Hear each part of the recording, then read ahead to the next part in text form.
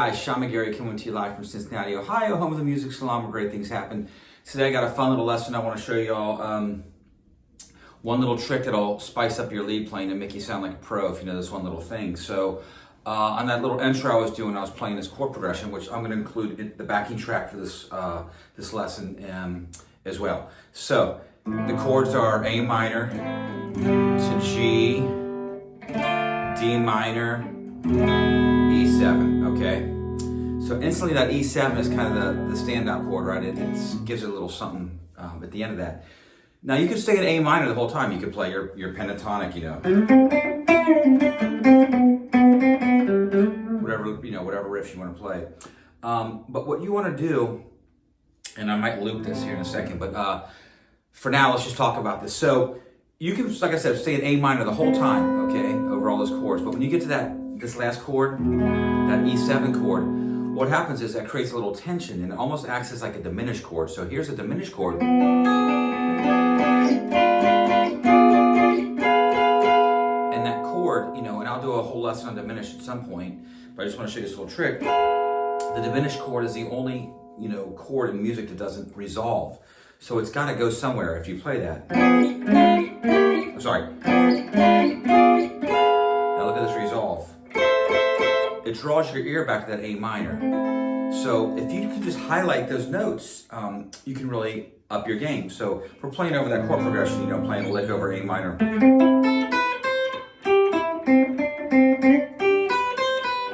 There's G, here's D minor.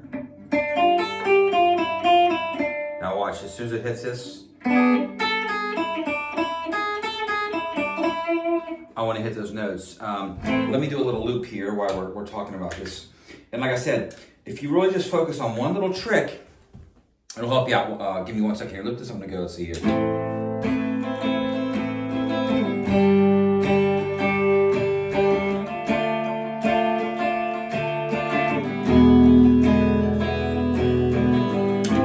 So right now, just play like an A minor. Stay there.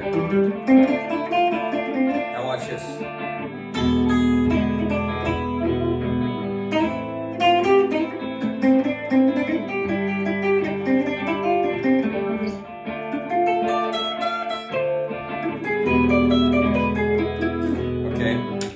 So let me show you what I was doing here. I'm looking for my E7 chords, okay? So the first one I'm going to do is this little inversion up here. So if you took your D shape, right? Here's a D, D sharp, E. Now if I take that E and flip it upside down, there's my D7 shape, which is now my E7. So what I like to think about doing when it hits that A minor is just this little lick. I'll go. Make sure you get that what's called a flat 7, which is your D note. It leads you right back home. So again, you're playing, let me demonstrate this real quick again. I'll play the track here. Playing the lick in A minor.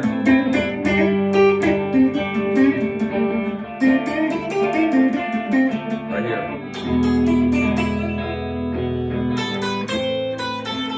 Right, so now that's just one little thing. That's just highlighting the notes, just hitting the chord tones. Now the next idea is to actually take that chord and move it up every 3 frets. So again, when you have a diminished chord, the cool thing about that chords, the diminished chords, is when you play it, you can move it up in 3s. Like I can go here, here, here, here, here, and eventually you run out of space, but it'll take you right back to that A minor. So if you look at this chord, let's call this out. Here's a diminished chord. And here's the best way to think about this too, is a little trick. Because it's like a weird fingering, unless you're used to playing it. So just what I tell everybody is take your D chord, wherever you're playing that diminished, whatever key or position, and just take your D shape and move it over, starting, on a D string. So still a D chord, D shape, moved right there. And then you add your pinky. So it's basically a D chord with your pinky at it on the same fret as your ring finger. Now, if you look at that, we'll look at these notes. So look what happens if I lift off my first finger. Voila, there's that E7 chord. Look, I put an E string right there. So it's the same sound, right? You're just taking out this F note up top. So now when it gets to that little chord, turn around there in the chord progression, I'm gonna go like this. And look what happens. I'm right there to resolve back to an A minor chord, or back inside your A minor box. So this time I'll move that chord up. Watch this, I'll go.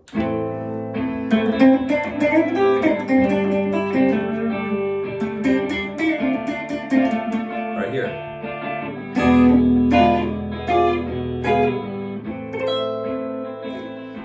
Right back to the A minor.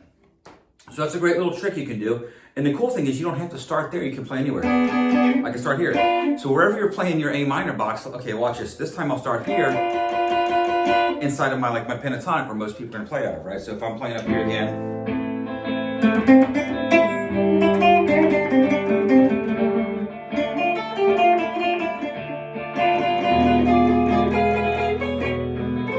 right back up to A minor. So again, if I'm playing an A minor right here, as soon as I hit that E7, I'm right there.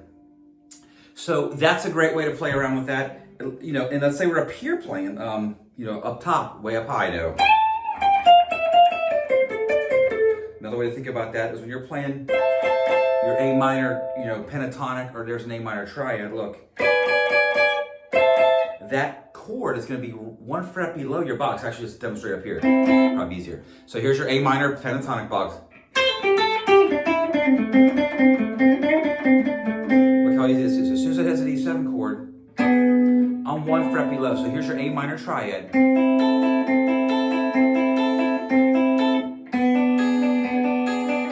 E7. And just practice that sound. Just practice these all over the neck. So check it out. A minor. Right just across the 5th fret, right from the bar chord. Again, you can trace all this stuff back to chords, obviously. So there's A minor. There's my first finger across there. Then I'm going to practice just going. So just do it with the chord progression, and there's this backing track I send you, or loop it, whatever you want to do, but watch this. I'm just kind of hanging there, right? Right here.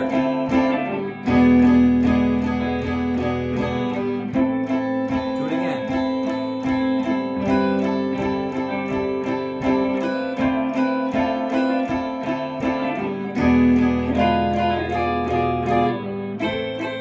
Here's an A minor right here.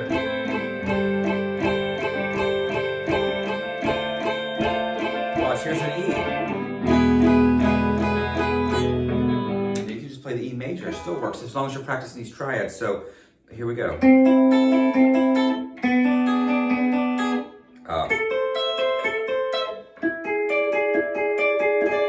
Here's another cool way to play it. So if we go up here and think about our A minor chord, and you know, typically we don't play chords up this high, typically, but like I said, if you're playing like some funky stuff, these higher, you know, 12th fret on a chord sound pretty good. So I might play some rhythm stuff up here, but either way, I'm going to find this triad, which is right inside that chord. So there's my A minor. Now watch this little trick. This is awesome.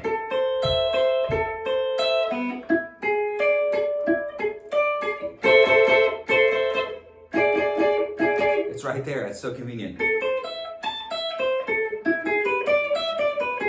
And like I said, you just want to practice the sound, that minor to dominant 7. So again, just do little stuff like.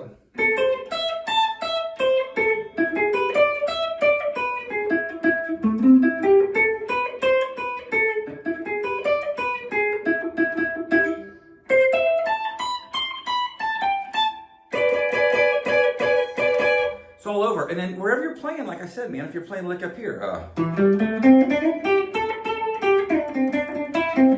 Here's my box of, my second box of pentatonic.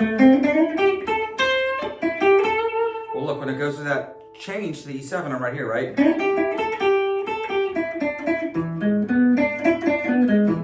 So I'm always right near that dominant 7, that E7. Now, again, all this stuff takes a little bit of work. It's not just gonna, if you're not used to playing it, if you know this stuff, then it's easy, right? Here's another cool way to practice it. Do some little arpeggios. Okay, watch this. One more thing here. So say we're back up in this box, our minor pentatonic. Right, we're back up here.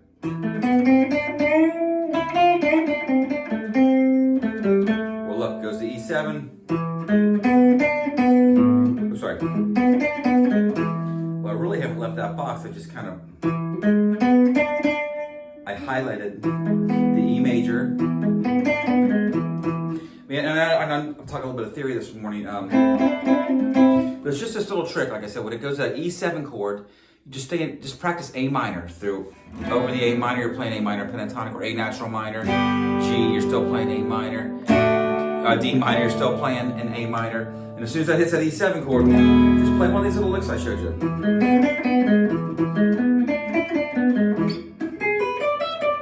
All those chords. And it's really going to up your game. It just sounds like you really, you know what you're doing, because you're really highlighting that chord, and you're ending what you're saying with a strong, strong period at the end. And I was going to show you this little thing too to practice, to get used to doing these all over the neck. So like start with up here. Here's your A minor, and just practice.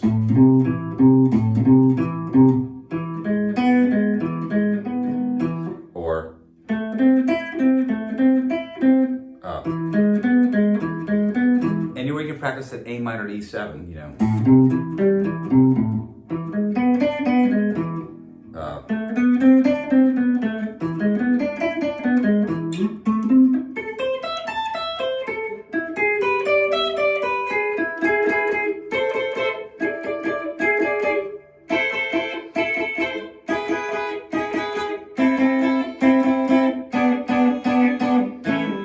And let's look at the most basic terms you can play that in.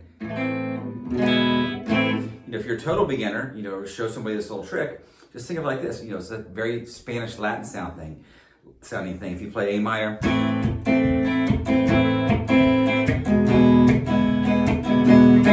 right? So A minor, E7, A minor. It's right there. That's one of the first things I show students is just, hey, move this shape, right? So start with that, and then just work your way up the neck. So I hope this helps you out. And like I said, you can highlight some of the notes of that. And one more thing, if you go back here,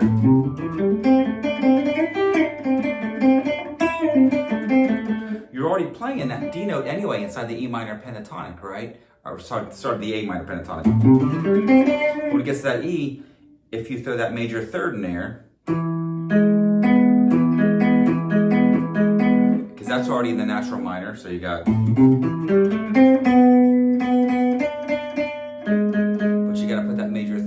So, you could almost think of like, here's minor pentatonic. Hitting that major third, that'll really make that chord pop too. So you can even just do that.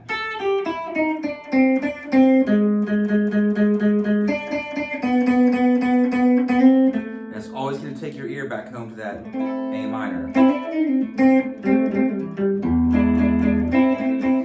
All right, guys, thanks so much. It's early here. I'm doing a lesson a little earlier than I would this morning, so my brain's still in coffee mode. Thank you so much for the support on these videos. It's been awesome. I'm going to try and do a couple a week to keep the momentum rolling. Please hit that subscribe button. This channel's growing. And I'm listening to all the comments, and everybody's been awesome, and we're working on things. I got so many ideas here from everybody commenting about things they want to hear about, and there's so many topics. So once again, thank you from the bottom of my heart for watching these videos. Much appreciated. Hit that subscribe button, like it as well, leave comments, and we'll see you next lesson. Thanks again.